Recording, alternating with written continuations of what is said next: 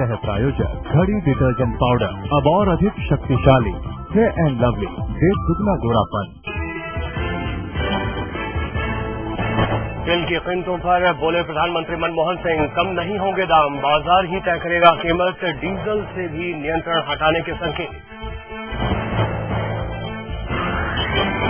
Petrol की कीमतों में बढ़ोतरी पर घिरी सरकार, टीएमसी ने दी समर्थन वापसी की धमकी।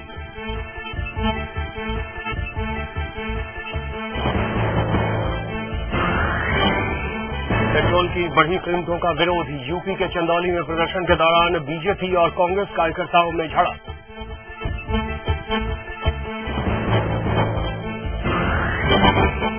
अन्ना की कांग्रेस को चेतावनी, कहा शीतकालीन सत्र में बिल पास नहीं हुआ तो करेंगे 5 राज्यों में कांग्रेस के खिलाफ प्रचार।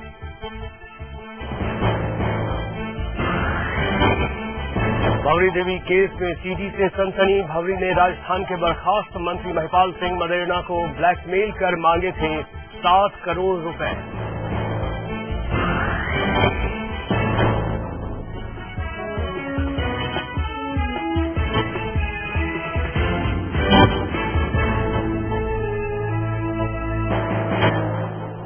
स्वागत है आपका, मैं निशांत प्रतिहस्त हूं। पेट्रोल के दाम बढ़ाने के बाद सरकार चारों तरफ से बुरी तरह से घिर गई है।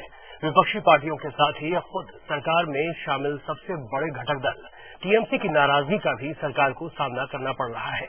टीएमसी बढ़ती महंगाई की वजह से गठबंधन में बने रहने के बारे में भी सरकार को चेतावनी दे चुकी है। अब सरकार पर दबाव है कि वो पेट्रोल के दाम वापस ले।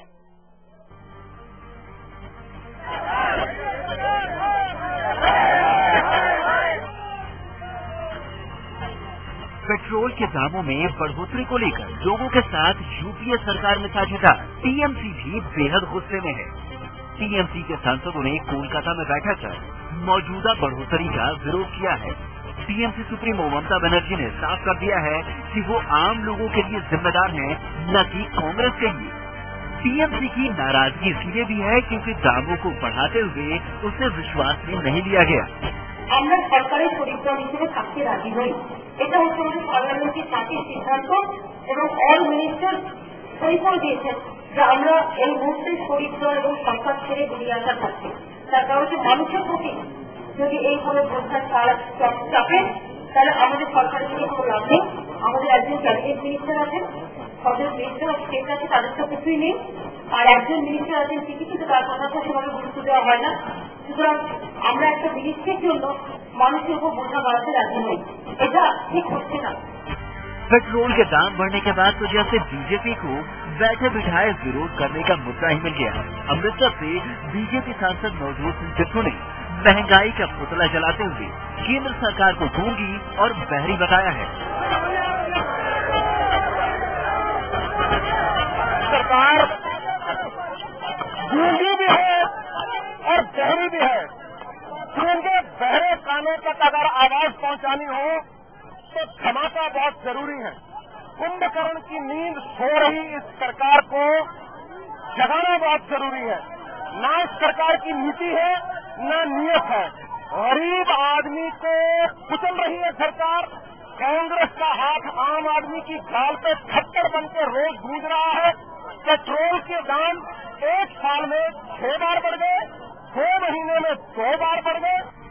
जब सरकार पर हर तरफ से हमले होने लगे तो बैक फुट पर आई कांग्रेस ने कुछ यूं महंगाई पर सफाई दी। कांग्रेस पार्टी का ये आशा है, कांग्रेस पार्टी का विश्वास है कि सरकार जल्द से जल्द इस मुद्दे से जांच करके जो कुछ राहत हो सकती है संभव देगी। इन चीजों को ही नहीं करेगी, साथ साथ और तौर तरीके और विकल्प सोचेगी और निकालेगी, जिससे कि जरूरत हम लोगों को इस स्थिति में राहत मिले। साफ है, प्रधानमंत्री के देश में नहीं रहते पेट्रोल के दाम बढ़ाने का मामला उसके लिए गले की हड्डी बन गया है। महंगाई से पहले से ही आम लोग बेहाल हैं। हालांकि गठबंधन के अहम घटक दल टीएमसी की नाराजगी के बाद इस मामले में प्रधानमंत्री की वापसी के बाद आम लोगों को कुछ राहत तो मिल सकती है। कोलकाता से के सागर और अमृतसर से योगेश सहगल के साथ शादाब सिद्दीकी, लाइव इंडिया, दिल्ली।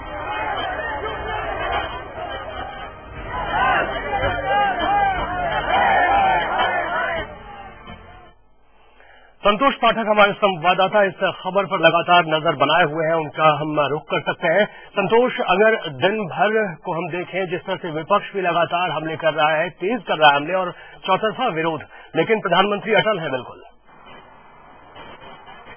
बिल्कुल निशांत, आपने जिक्र किया सहयोगी दलों के विरोध का, आपने जिक्र किया विरोधी दलों के विरोध का, लेकिन उस बीच एक जो नई खबर, जो ताजा खबर ये है कि प्रधानमंत्री का बयान आया। प्रधानमंत्री ने साफ तौर पर इस मूल्य वृद्धि को जायज ठहराया है और सिर्फ इतना ही नहीं निशांत, उन्होंने और भी चीजों को डीरेगुलेट करने की बात कही है। और अगर हम और भी चीजों की बात करें तो निश्चित तौर पर उसके बाद आपका डीजल बचता है, आपका एलपीजी सिलेंडर बचता है। तो कहीं न कहीं प्रधानमंत्री इशारों में ये साफ कर रहे हैं कि देखिए ये मूल्य वृद्धि जो है वो जायज है, क्योंकि मार्केट फोर्स के हिसाब से चलना चाहिए, बाजार के हिसाब से चलना चाहिए। और कहीं न कहीं वो इशारा भी कर रहे हैं कि बाकी चीजें हैं उनको भी अगर हम बाजार के हाथ में छोड़ दें तो ज्यादा बेहतर रहेगा देश की इकोनॉमी के लिए।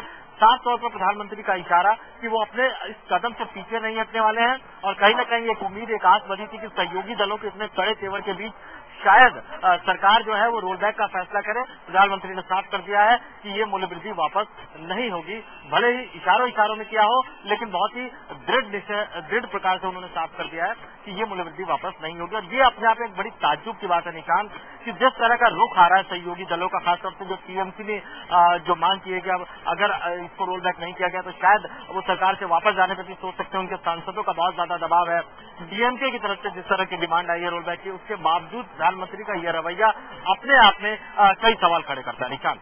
बिल्कुल संतोष, और प्रधानमंत्री ने क्या कुछ कहा है इन तमाम विरोध के बावजूद, वो हम दर्शकों को सुनवाते हैं। That's the general direction in which we should move. I think the move to decontrol petrol prices is a part of that process. But as I said, these are very sensitive areas, and I have no hesitation in saying that ultimately we must allow, I think, the markets to find their own level, except for those commodities which are in the nature of semi-public goods. So the direction of change is quite clear. We must move in the direction of decontrolling more and more prices. संतोष, प्रधानमंत्री को हमने सुना, हालांकि देश वापसी 8 नवंबर को होगी, लेकिन उन्होंने दो टूक शब्दों में कह दिया कि कुछ भी वापस नहीं होने वाला है और जो चीजें डीरेगुलेट करनी है उसके बारे में भी उन्होंने जिक्र कर दिया। बिल्कुल इशारा साफ है कि जो मूल्य वृद्धि हुई वो जायज है, उसको वापस लेने का सवाल नहीं है, बल्कि देश की जनता को अन्य चीजों के लिए भी, डीजल और एलपीजी के लिए मूल्य वृद्धि के लिए भी तैयार रहना होगा। तो साफ तौर पर प्रधानमंत्री इशारा कर रहे हैं, खुलकर नहीं कह रहे, लेकिन इशारा साफ है। और अब देखना ये होगा कि जो विरोधी दल जिस तरह का विरोध कर रहे थे, उनके विरोध में कितना उग्र स्वरूप आ पाता है, और सहयोगी दल जिस तरह की धमकी दे रहे हैं, क्या वाकई सहयोगी दल सरकार पर दबाव डाल पाने में सफल होते हैं या नहीं। और ये सारी चीजें तभी साफ होगी जब प्रधानमंत्री अब स्वदेश वापसी करेंगे, उसके बाद ही ये तय हो पाएगा कि सहयोगी दलों का दबाव कितना काम आया। लेकिन फिलहाल ये सारे दबाव जो है बेअसर है, सरकार अपने निश्चय पे अडिग है। प्रधानमंत्री साफ तौर पर कह रहे हैं कि मूल्य वृद्धि जायज है और वापसी का कोई सवाल नहीं, वापसी का कोई सवाल नहीं। बहुत बहुत शुक्रिया आपका संतोष पाठक इस तमाम जानकारी के लिए। आगे बढ़ते हैं, बात करते हैं गुजरात के मुख्यमंत्री की। गुजरात के मुख्यमंत्री ने ट्विटर पर लिखा है कि महंगाई बढ़ रही है, लेकिन कांग्रेस को इससे कोई फर्क नहीं पड़ता है, क्योंकि कांग्रेस ने चुनाव आम आदमी से किए गए वादे की वजह से जीता था, न कि आम औरत के। और वो महिलाएं ही हैं जो इस महंगाई से सबसे ज्यादा परेशान हो रही हैं। ये ट्वीट किया है नरेंद्र मोदी ने। स्थायी समिति के सामने जाने से पहले अन्ना हजारे ने कांग्रेस के खिलाफ रुख सख्त करते हुए यूपीए सरकार को चेतावनी दे डाली।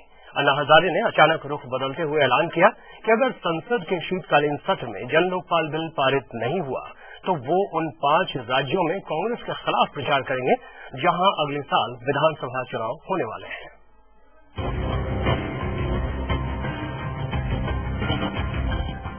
मौन व्रत टूटते ही सरकार पर फूटा गुस्सा।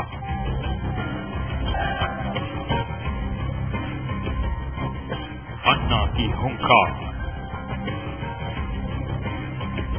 शीतकालीन सत्र में चाहिए जन लोकपाल बिल।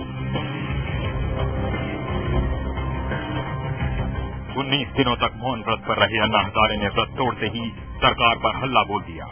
अन्ना ने साफ कर दिया कि अगर इस शीतकालीन सत्र में जन लोकपाल बिल नहीं आता है तो वो फिर से अनशन पर बैठ जाएंगे।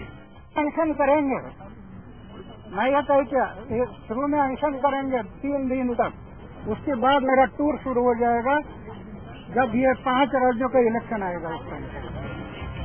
अन्ना ने यह भी साफ किया कि उनका किसी भी पार्टी से कोई विरोध नहीं है। सभी सियासी पार्टियों को एक जैसा बताते हुए अन्ना ने कहा कि वो बस इतना चाहते हैं कि जन लोकपाल बिल पास हो जाए। अन्ना ने ये भी बताया कि उन्हें कैसा लोकपाल बिल चाहिए। देश का भ्रष्टाचार अगर निर्मूलन करना है तो उत्तरांचल प्रदेश के मुख्यमंत्री खंडोरी, उनके सहयोगी मंत्री, विरोधी पक्ष का सभी लोगों ने जन लोक आयुक्त जो बनाया है उसका अनुकरण करें। स्टैंडिंग कमेटी की बैठक में जाने से पहले अन्ना ने सरकार की नीयत पर भी सवाल उठा दिए। अन्ना ने कहा कि सरकार की मंशा भ्रष्टाचार को खत्म करने की नहीं है और जुडिशियल अकाउंटेबिलिटी बिल लाने की कोशिश को उन्होंने लोकपाल कानून को कमजोर करने के लिए उठाया गया कदम बताया। अन्ना ने कहा कि सरकार जन लोकपाल बिल के टुकड़े कर रही है। ये सरकार अनुकरण तो छोड़ दो, जन लोकपाल ये जो कानून बनाना है उसके में टुकड़े कर रही है। साफ है अन्ना हर कीमत पर मजबूत जन लोकपाल बिल चाहते हैं और इसके लिए वो किसी भी हद तक जाने के लिए तैयार हैं। संतोष पाठक, लाइव इंडिया, दिल्ली। यहां अन्ना हजारे जन लोकपाल बिल हर हालत में चाहते हैं, लेकिन योग गुरु बाबा रामदेव जो अब तक काले धन की बात करते आए हैं, उनका एक अलग रंग देखने को मिला है। पंजाब के मोगा में बाबा रामदेव ने कबड्डी के ऐसे दांवपेच दिखाए कि देखने वाले भी हैरान रह गए। आप भी देख सकते हैं इन तस्वीरों में। बाबा रामदेव पंजाब के दौरे पर हैं और यहां मोगा में अपने शिष्यों को मिलने पहुंचे थे। इसी बीच बाबा रामदेव मोगा में ही हो रही कबड्डी वर्ल्ड कप में भी पहुंच गए। खिलाड़ियों से मिलने के दौरान वो कबड्डी खेलने से खुद को नहीं रोक पाए और मैदान में कूद पड़े। बाबा रामदेव जिस तरह से उछल उछल कर अपने दांव पेच दिखा रहे थे उसे देखकर हर कोई हैरान रह गया।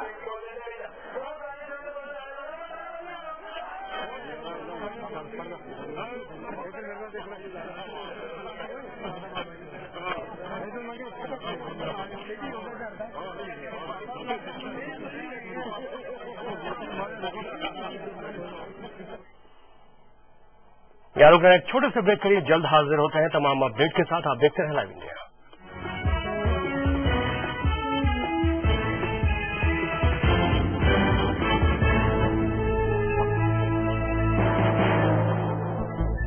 हेलो, मेरी बुराइयां खत्म हो गई? ओह, टॉक टाइम खत्म हो गया। मेरे नेटवर्क पे अनलिमिटेड कीजिए अनलिमिटेड लोकल कॉल किसी भी रिलायंस नंबर पर, सिर्फ रिलायंस जीएसएम और सीडीएमए नेटवर्क से। रिलायंस 24 कैरेट शुद्ध सोने से बनी फॉर्मिंग ज्वेलरी, स्वर्ग। छत्तीस चाहिए दिल को छू ले एक कॉटन की झप्पी, टीटी की झप्पी, टीटी इनोवेयर। ये बड़ा जानवर है, ये आपके छोटे पिंजरे में नहीं समाएगा, ये अपनी दुनिया बनाएगा।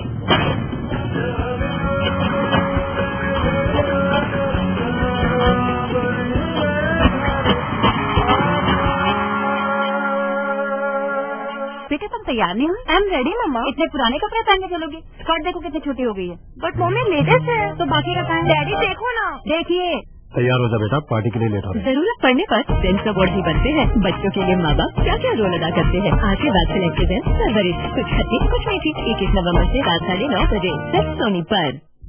स्कूल सिखाता है जीवन की चुनौतियों का सामना करना। आग की आकस्मिक और खतरनाक चुनौती का सामना सही सूचना, सही दिशा निर्देश और सही जानकारी से किया जा सकता है। बिना घबराए आग की सूचना मिलते ही अनुशासित ढंग से सुरक्षित स्थान तक पहुंचना, फंसे हुए लोगों तक मदद पहुंचाना, चिकित्सकीय सहायता देना। हर शिक्षक, हर विद्यार्थी अगर होगा पहले से तैयार, आग से जीतेगा स्कूल हर बार।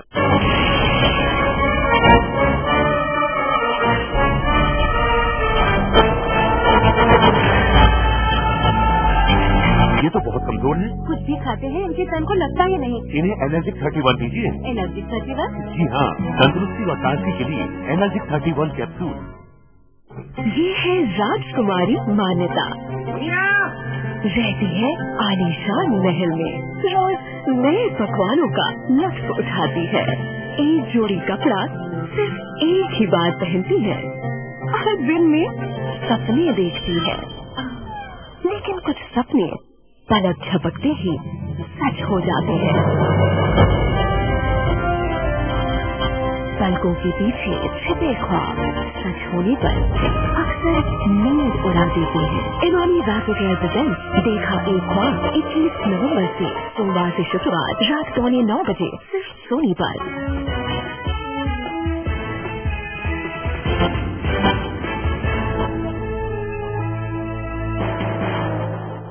स्वागत है आपका। भंवरी देवी लापता मामले में एक सनसनीखेज खुलासा हुआ है। भंवरी देवी राजस्थान के बर्खास्त मंत्री महिपाल सिंह मदेरणा को ब्लैकमेल कर रही थीं। भंवरी देवी ने मदेरणा से 7 करोड़ रुपए मांगे थे। इस मामले में एक ऑडियो क्लिप हाथ लगी है, जिसमें भंवरी देवी और कांग्रेस विधायक मलखान सिंह विश्नोई की बहन इंदिरा की बातचीत है। इसमें पैसे मांगने, महिपाल को सचेत करने और पुलिस के सामने बयान देने की बात भी कही गई है।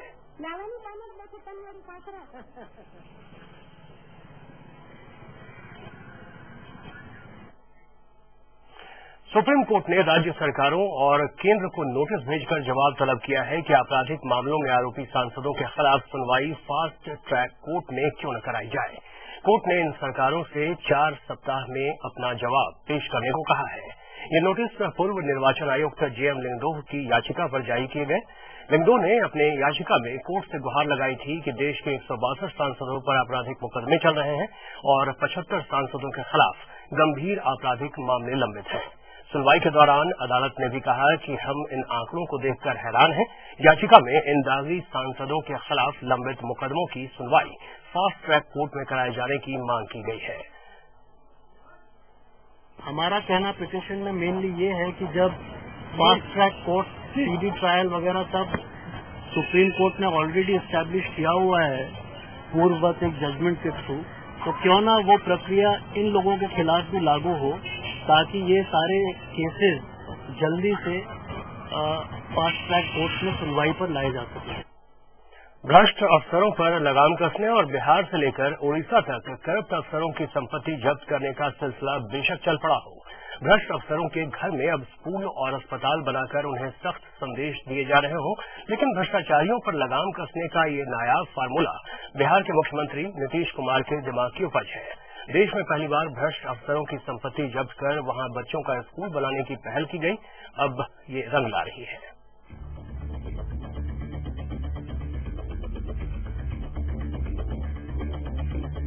ये तस्वीरें हैं भ्रष्टाचार के खिलाफ जारी उस मुहिम की, जिसमें भ्रष्ट अफसरों की संपत्ति जब्त कर वहां बच्चों के लिए स्कूल खोलने की पहल की गई। देश में भ्रष्टाचार के खिलाफ लंबा आंदोलन चल रहा है। भ्रष्टाचारियों पर लगाम कैसे लगे, इस पर एक बड़ी बहस जारी है। लेकिन इस बहस से दूर बिहार की राजधानी पटना में एक करप्ट आईएएस ऑफिसर का घर जब्त कर लिया गया और वहां स्कूल खोलने का फैसला किया गया। देश में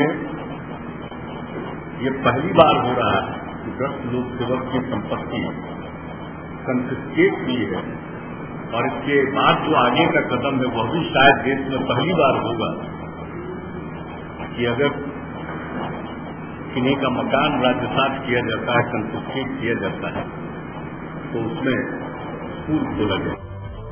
भ्रष्टाचार के खिलाफ बने कानून बिहार विशेष न्यायालय विधायक 2009 के तहत आईएएस अधिकारी एएस वर्मा पर लाखों रुपए के गबन का मामला दर्ज हुआ था।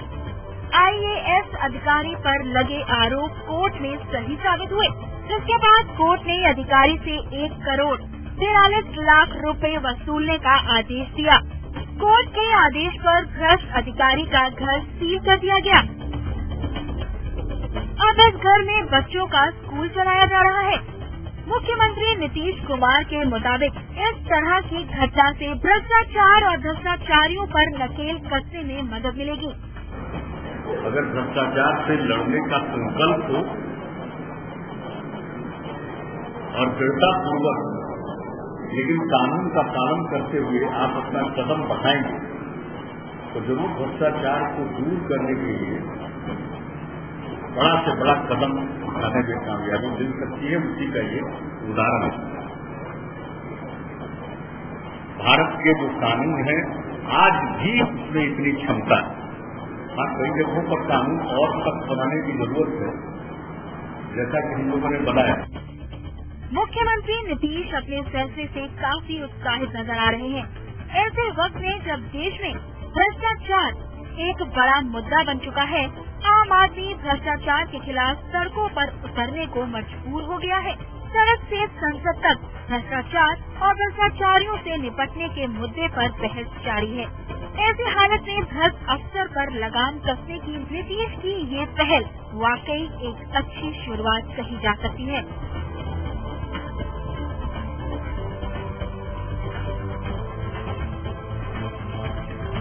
Bureau report, live India. अवैध खनन मामले में सीबीआई ने वाईएसआर कांग्रेस के प्रमुख और कडप्पा से सांसद जगन मोहन रेड्डी से पूछताछ की। कांग्रेस के रेड्डी बंधुओं की कर्नाटक के रेड्डी बंधुओं की कंपनी ओबलापुरम को खनन के लिए लाइसेंस देने के मामले में जगन मोहन से पूछताछ की जा रही है। सीबीआई ने गुरुवार को जगन मोहन को पूछताछ के लिए अपने दफ्तर में पेश होने को कहा था। This is a clear view of given by Mr. Chandrababu Naidu in 2002 in favor of Obalapura Mining Company. I think this itself clearly exposes how this yellow media, what is partnering with Chandrababu Naidu, has created so much of problem.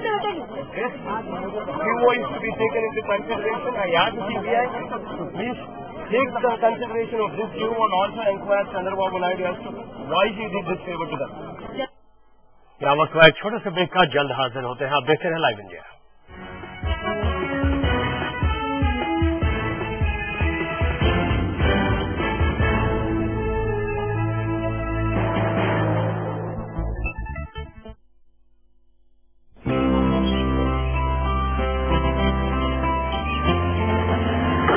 अरे तो क्या बात है, बड़ी खुश नजर आ रही हो। ये खुशी तुम्हारी दी हुई है अंजलि। वो जो तुमने आपातकालीन गर्भनिरोधक गोलियां दी थी, वरना परसों रात के बाद मैं और तुम्हारी दी हुई तो घबरा भी गई थी। कहीं घर ठहर गया तो क्या होगा। अच्छा हुआ कि तुम यौन संबंध के बाद 72 घंटे बीतने से पहले ही मेरे पास आ गए। पर ध्यान रहे, ये गोलियां सिर्फ आपातकालीन गर्भनिरोध के लिए है, इसलिए फिर कभी गर्भनिरोधक के इस्तेमाल में लापरवाही मत करना। जी डॉक्टर साहिबा, पर चाय पिए। अनचाहे गर्भ का आसान उपाय।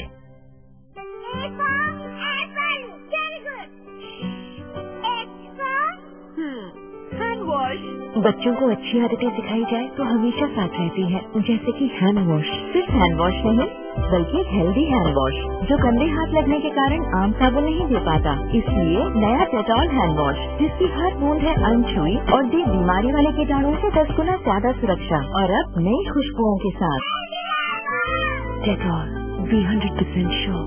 हमारे किशन बाबू पहले कहलाते थे किस ना, चाहे पेट मांगे मोर ना, या दिल मचाए रोमांटिक ना। उनकी ना की वजह है ये लोडिंग गाड़ी। फिर एंट्री हुई टाटा S50, लंबी दूरी आसान, जोरदार पिकअप, मौसम और पावर से फुल, यानी अब हर काम जी हाँ इंडिया का असली माइक्रो ट्रक। भोर हुई जीवन में शुरू नई उड़ान, खुले नए अखबार, हमारा आधार आधार आधार आधार। आम आदमी का अधिकार आधार, सरकारी पहचान प्रमाण जो करेगा सुविधाओं को पाना आसान। आधार, अनोखी पहचान, राहें आसान।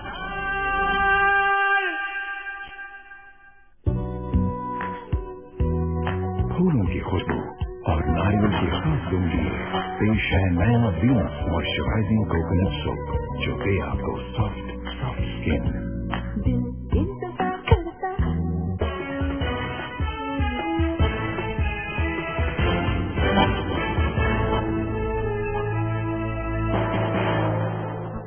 स्वागत है आपका। राजस्थान के दौसा जिले के रायमलपुरा गांव में बोरवेल में गिरे बच्चे को निकालने की कोशिश शुक्रवार को भी जारी रही। मौके पर आसपास के गांव के लोग भी पहुंच गए। प्रशासनिक अमला जेसीबी के जरिए मिट्टी खुदाई में जुटा है। वहीं ग्रामीण पूजा पाठ के जरिए भी बच्चे की सलामती की दुआ कर रहे हैं। गुरुवार को कांकड़ की ढाणी निवासी रामस्वरूप का बेटा अंकित खेलते वक्त बोरवेल में जा गिरा था। ये बोरवेल 10 दिन पहले ही खोदा गया था। बोरवेल में बच्चे के गिरने की खबर लगते ही प्रशासनिक टीम मौके पर पहुंची। जेसीबी और एलएनटी मशीनों द्वारा बोरवेल के बगल में खुदाई की जा रही है। बचाव दल की जानकारी के मुताबिक मासूम अंकित करीब 135 फीट नीचे अटका हुआ है और अब सीसीटीवी में भी उसकी तस्वीरें नहीं पहुंच पा रही। इतना गहरा गड्ढा खोदने के बाद लगने से उन लोगों को उम्मीदें हैं कि शायद ये निकल जाए, लेकिन फिलहाल जो 135 फीट नीचे ये बच्चा अटका हुआ है, निकालने की कोशिशें लगातार चल रही हैं।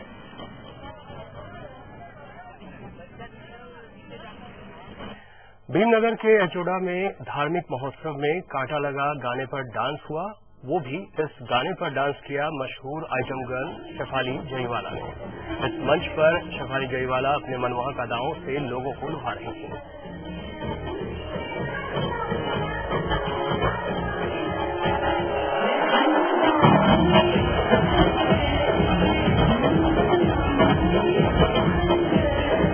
उसी मंच पर साधु संत भी मौजूद दिखे। शेफाली ने कई गानों पर डांस किया। भगवान शिव के घर में इस तरह के डांस कराकर सांस्कृतिक खिलवाड़ किया जा रहा है, वो आप इन तस्वीरों में देख सकते हैं। एक ही मंच पर एक तरफ साधु संत बैठे थे, दूसरी तरफ डांस चल रहा था।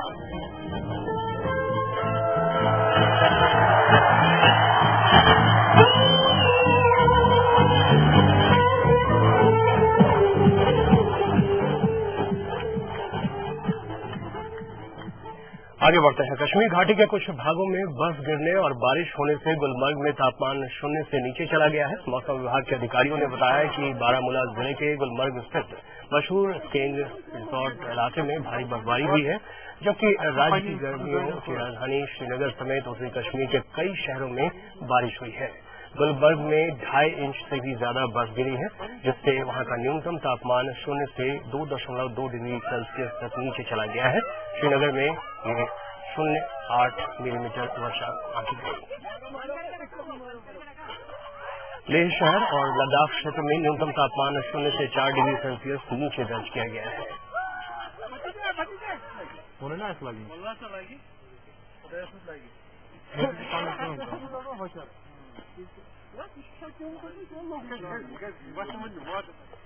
अच्छा पानी हम फन गाइड हो पाए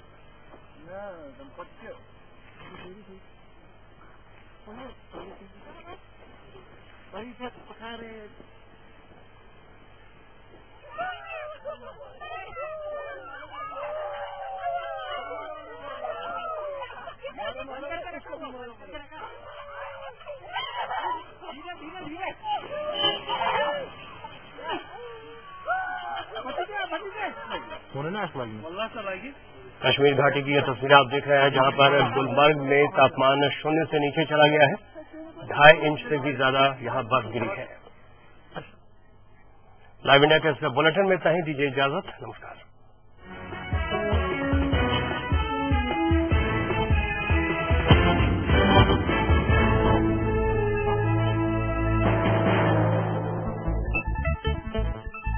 न्यूज के सह प्रायोजक घड़ी डिटर्जेंट पाउडर अब और अधिक शक्तिशाली, फेयर एंड लवली, देश दुगना गोरापन।